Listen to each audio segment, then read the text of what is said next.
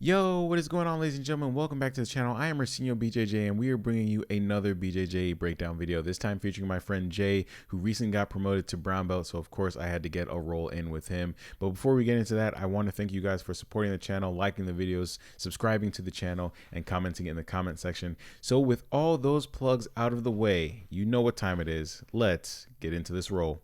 Here we are, we're going to slap bump, and I'm immediately going to take a step back and just assess the situation. He's going to do a great job of grabbing the back of my lapel right there with his right hand and start establishing his grip. So I'm immediately going to start opening those lapels. Like I say, I always like to use those lapels at some point in the match, so I open them right away.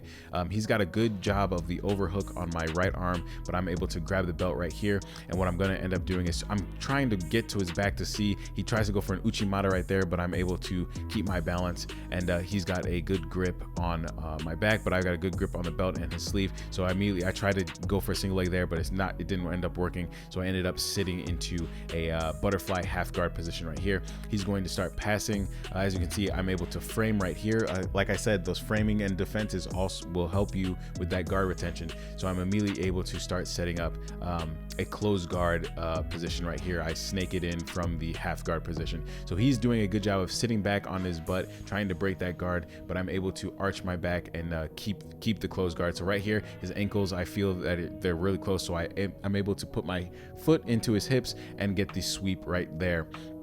So again, that was all based off the closed guard position that I love to play nowadays. So here I'm trying to get a good grip on his lapel. He's got a deep collar grip with his left hand right there, and setting up kind of like an X guard position right there, and he's able to get that X guard sweep and sweep me into a closed guard, kind of closed guard, open guard. It's not closed actually, it's an open guard position right here. He's immediately going to start standing and start trying to pass. He does a beautiful X pass right there, and it completely caught me off guard, and that's how devastating the X pass can be when you time it correctly. So here he's sitting on the back, no hooks in, trying to get the choke right here, but I'm going to do a good job of grabbing with my right arm, trying to make sure that he doesn't get a deep grip and stop his hook from coming in. So right here, he starts to bring his leg in, and I'm doing my best to block it, and I immediately turn to the side. And this is what I like to do from the back take position. When somebody has my back, I like to turn onto my side and get them into a half guard over under position right here. This is one of the escapes I like to do that leads into an attacking position. So I'm able to get into the over under right here, but my head is not buried. I'm trying to get my head as far into that pocket as possible, but he's doing a good job of stopping it with his leg. But right here, I'm able to get basically step out and get my over under pass into side control here. So immediately I'm going to start to overhook the legs, and what I want to do is sit my hips and shelf his legs on my leg. What I really want to do is take my leg over the top and try to get into a mount position, but I'm not able to. He gets into his half guard, and I immediately start standing and trying to figure out how I'm going to pass this position here. So as you can see, he's inverting right here. He's doing a good job of coming up, but I'm able to keep the leg trapped and start getting myself to the back right here. So now what I'm going to try to do is take my right leg, and I want to get completely behind him. I'm going to start moving my right leg to get behind him right here.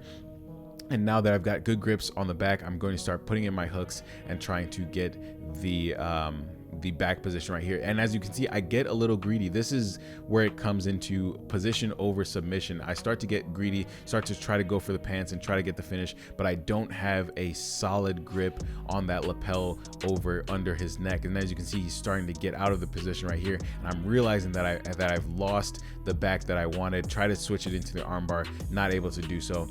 And now that I've realized that I've lost the position, I'm going to try to get out and try to reestablish the back. And as you can see, he rolls, and I lose both my hooks, and now I've lost the position entirely, and now we end up standing. So I've lost the entire back, the bow and arrow choke, because I was trying to go for the submission over the position, and that's something I need to work on. So right here, I kind of backstep pass, and we end up in a 50-50. Now I know 50-50 is kind of a boring position for some, but I actually enjoy 50-50 because I like to attack. I'm always attacking from 50-50. I don't like the stalling game, which is very popular in the 141 light feather weight class that I am in.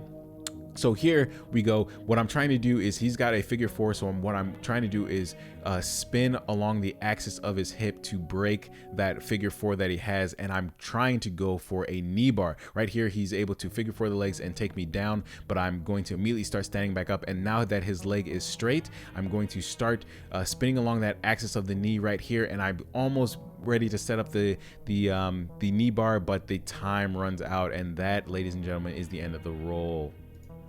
So, ladies and gentlemen, that is the end of the video. Thank you guys for watching, and congrats to my friend Jay, who recently got promoted to brown belt.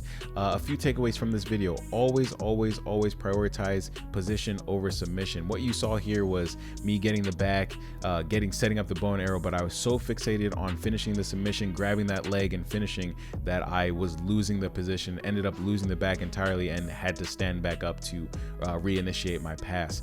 So again, always prioritize position over submission. Get the position down properly and then start going for the submission. That is probably the biggest takeaway from this roll. So, ladies and gentlemen, thank you guys for watching. I hope you have an amazing day, and I will catch you on the next one. Peace.